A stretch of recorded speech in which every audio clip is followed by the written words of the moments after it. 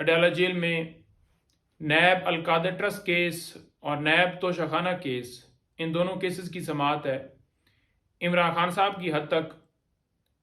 NAB القادر trust case میں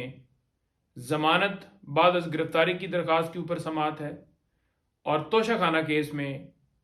ضمانت قبل از گرفتاری کی درخواست کے اوپر سماعت ہے۔ اسی طرح بی بی صاحبہ، ان کے اوپر یہ دو کیسز، ان میں ان کی حد تک دونوں کیسز میں ضمانت قبل از گرفتاری کی درخواستوں کے اوپر سماعت ہے۔ لاسٹ ہیئرنگ کے اوپر آپ کو پتہ ہے کہ بی بی صاحبہ کی حد تک انہوں نے کہا کہ ان کے وارنٹ گرفتاری نہیں ہے، اور اگر القادر ٹرسٹ کیس کی بات کی جائے خان صاحب کی حد تک تو ان کی گرفتاری آپ سب کو پتہ ہے کہ جس طرح غیر قانونی طریقے سے نیب نے غلط بیانی کر کے اس میں گرفتاری ڈالی ہے۔ پہلے آپ کو پتہ ہے کہ 9 مئی کو اسی طرح سے نیب نے اغوا کیا تھا، اور اس وقت بھی گرفتاری ڈالی گئی تھی، ریمانڈ بھی لیا گیا تھا، جو کہ سپریم کورٹ نے سارا پروسیس غیر قانونی ڈکلیئر کیا۔ تو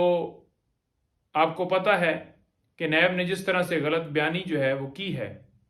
اس القادر ٹرسٹ کیس کے اندر، 2 سے 3 ڈیٹس اس بنیاد کے اوپر انہوں نے لی ہیں کہ جو نیب کا لا ہے اس کے مطابق 10 دن کا ٹائم جو ہے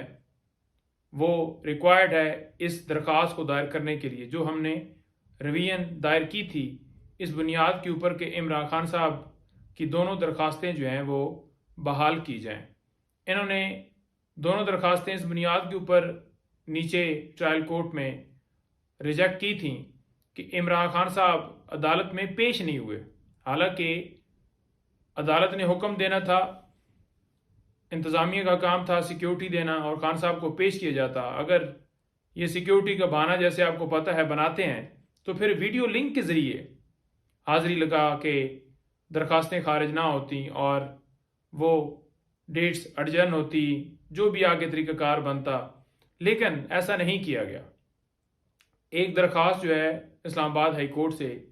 ہماری بحال ہو گئی جو توشہ خانہ کی حد تک ہے، اور القادر ٹرسٹ کیس کے اندر کیونکہ نیب نے غلط بیانی کی تھی، 3 ڈیٹس اسی بنیاد کے اوپر لی تھیں کہ لا جو ہے اس کے مطابق 10 دن میں انہوں نے آنا تھا، تو لہٰذا یہ 10 دن کے بعد آئے ہیں۔ اس لا کا حوالہ دے رہے تھے جو کہ لا موجود ہی نہیں ہے۔ جب عدالت کو پتہ لگا تو پھر نیب نے وہاں پر معذرت کی۔ اب ہم تو سوچ رہے تھے کہ ان کے خلاف کارروائی ہوگی جب فیصلہ آئے گا، لیکن ان کے خلاف کیا کارروائی ہونی تھی، بلکہ ہماری درخواست تھی وہ جو ہے انہوں نے کہا کہ اب انفرکچس ہو گئی ہے،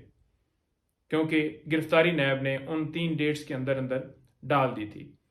تو اس طرح سے انہوں نے اس میں گرفتاری ڈالی ہے، غلط بیانی، غلط لا کا حوالہ دے کر، اور اسی طرح سے یہ سارا کیس چلا رہے ہیں۔ آپ کو پتہ ہے گھنٹوں انہوں نے تفتیشیں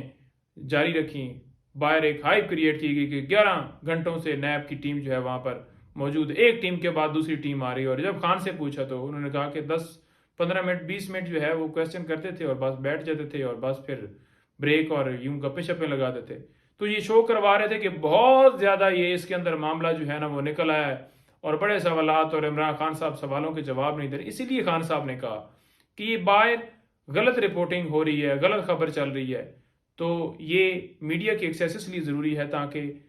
قوم کو اصل حقائق پتہ چلیں کہ پراپرٹی جو ہے وہ جو کہتے ہیں کہ عمران خان کے نام پر لگ گئی، جی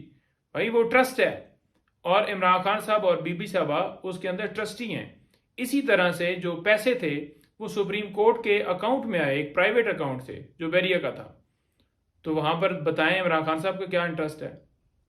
تو اس طرح کے انہوں نے کیسز بنائے ہوئے ہیں، اور اگر دیکھا جائے تو توشہ خانہ والا کیس،